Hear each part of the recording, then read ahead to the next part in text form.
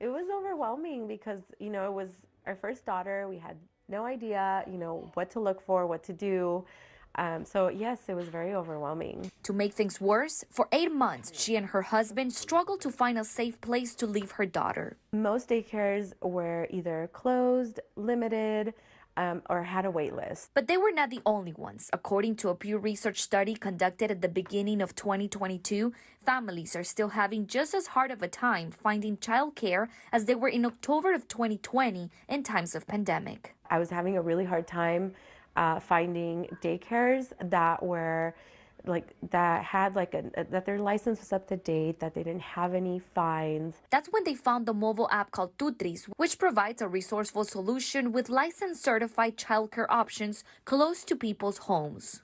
It's very easy to access. As soon as they land there, they can search by more than 120 different filters, whether it be a zip code and or a specific requirement for their little ones, language, special needs, special dietary requirements. The tool created by this Latina has more than 180,000 providers throughout the country and more than 3,500 in San Diego County alone. To access the free service, parents must type in their zip code and fill in their child's needs. And according to research from the California Policy Institute, only 7% of Californian families can afford the cost of child care, which averages around $60,000 a year or around $1,400 a month. Prices vary, and it depends on the area, and it is expensive. It is very expensive. For this reason, TOOTRiS helps families obtain private and public aid to obtain sufficient financial resources and facilitate the registration process. They facilitate that